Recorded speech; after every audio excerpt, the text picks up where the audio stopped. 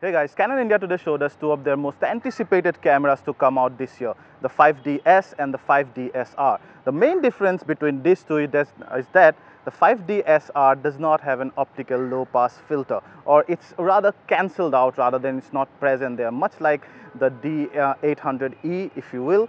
Now the 5DS is priced at 2,53,000. This one is priced at slightly more at 2,66,000. They both are going to be available very shortly. Remember, in US, this guy, the 5DS, is priced at 3,700 US dollar. This one, 3,900 US dollar. Now we'll take a quick look at both of these. They both are almost identical apart from that cancelled out OLPC filter there, possibly few other things here and there. So you're going to check out the hardware, the controls and other stuffs here, and also we'll try to give you some image and video samples for this. Now the prices that I told you are body only. Remember, neither of these cameras come with a kit lens.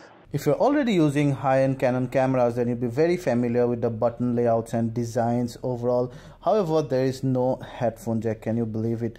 You have CF card and SDSC, and then at the back you have the usual array of buttons. Both the 5DS and 5DSR are powered by dual DZIC6 processor to be able to process that heavy amount of resolution for still and video.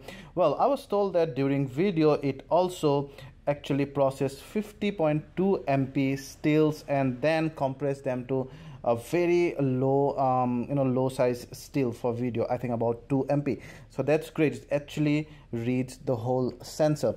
Now the native ISO is not as much as the 5D Mark III. Both the 5DS and the 5DSR has a max of 6400. You can increase them to 12,800, but the native is 6400 as compared to as many as 25,600 for the 5D Mark III.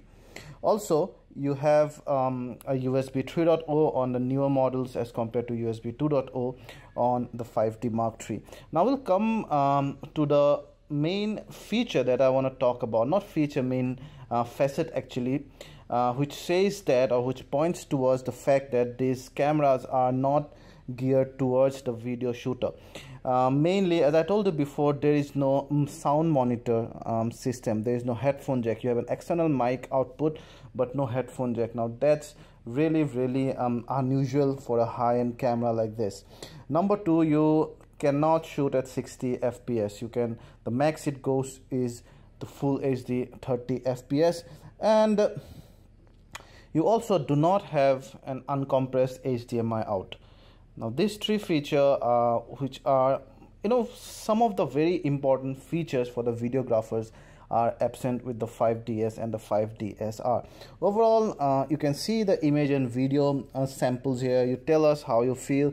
Overall, we feel that they are the dual DZIC6 processor are doing a very good job. We'll have to really go and stress it into a low light situation to see if the 50 MP, if that many resolutions are cramped into a 35 mm sensor, creates any problem. But apart from that, so far it looks brilliant. Now remember one thing, 50.2 megapixel. Now processing 50.2 megapixel, the size and the space and the processing power that you would need even to post process would be huge. So these cameras definitely are not for everyone. These are not for all-rounder, and definitely possibly not for the video guys. These are mainly aimed towards the still guys. You will know that fact just from the thing that this does not have even a headphone jack, and it it only shoots at the max of full HD 30 FPS, and there are many things in video that are not up to the professional level. So if you're thinking that this is an upgrade of the 5D Mark III, you could be wrong, because this actually is aimed at a different kind of an audience mainly who shoots at studio, portraiture, in control light, or maybe landscape, great details, those kind of stuff. The 5D Mark III is more of an all-rounder camera, both in terms of still and video performance. But to think that the 5DS and the 5DSR would excel in all departments, all genres of photography, would be wrong. So you have to think that, you have to take a note of that before going ahead with these particular cameras. Having said that, the 50.2 MP will open up a lot of opportunities, a lot of new avenues that we'll have to see when these devices comes to our lab for full review. So till that time, see you.